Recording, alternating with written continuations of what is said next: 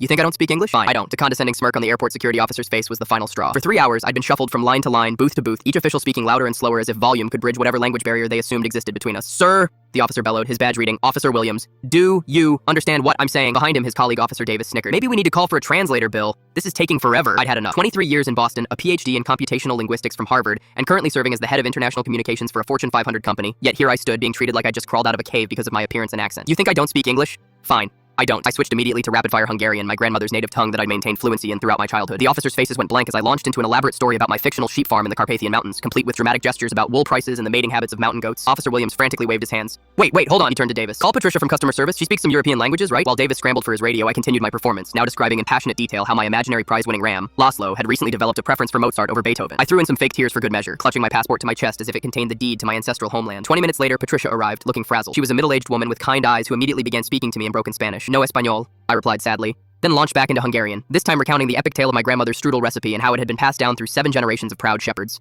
Patricia looked confused. I think he might be speaking Hungarian? Or maybe Romanian? She turned to Williams. What exactly is the problem here? His documents look funny, Williams muttered, suddenly less confident, and he was acting suspicious. I paused mid-sentence about my fictitious cousin Zoltan's wedding to a traveling accordion player and fixed Williams with a stare that could have frozen the Danube. Then, in perfect, crisp English with just the slightest Boston accent, I said, Suspicious? You mean suspicious like a man who holds 3 degrees, speaks 6 languages, and pays more in taxes than you make in a year, yet gets profiled because his last name has too many consonants for your comfort? The silence that followed was deafening. Patricia's mouth dropped open. Davis stopped mid-reach for his radio. Williams' face cycled through approximately 7 different shades of red. I was born in Massachusetts General Hospital, I continued, my voice calm but cutting. I've lived in Brookline my entire life. I coach Little League on weekends and volunteer at the food bank downtown. My suspicious documents are a frequent traveler's passport and a diplomatic courtesy letter from the State Department, which you would have known if you'd bothered to actually read them instead of just glancing at my photo and making assumptions. Officer Williams stammered, Sir, we were just doing our job. Your job is security, not stereotyping. I pulled out my phone and showed them my contact list. A who's who of government officials, university presidents, and corporate executives. Would you like me to call Senator Mitchell? We play golf together every month, or perhaps Dr. Harrison from the linguistics department. She's expecting me at dinner tonight to discuss my upcoming lecture at the International Conference on Multilingual Communication. Patricia stepped forward, her face flushed with embarrassment. Sir, I am so sorry for this misunderstanding. There's absolutely no excuse for...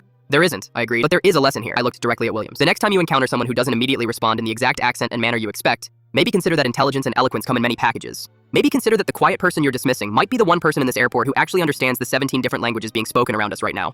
I gathered my belongings and straightened my jacket. Oh, and Officer Williams? That gibberish I was speaking? I was reciting the Hungarian translation of the Constitution's 14th Amendment. Equal protection under law. You might want to look it up. As I walked toward my gate, I heard Patricia quietly explaining to her red-faced colleagues that they'd just detained one of the country's leading experts in international diplomacy and cross-cultural communication. My phone buzzed with a text from my assistant. Dr. Peterson, the UN delegation has moved the meeting to 3 p.m. Should I confirm your attendance? I smiled and typed back in Hungarian, just for fun. Igen megörösítem, ezt talán megemlítettem nekik ezt a kis kalandát. Then I added in English, yes, confirmed. And maybe I'll mention this little adventure to them. Sometimes the best way to combat ignorance isn't with anger, it's with the very intelligence they assumed you didn't possess.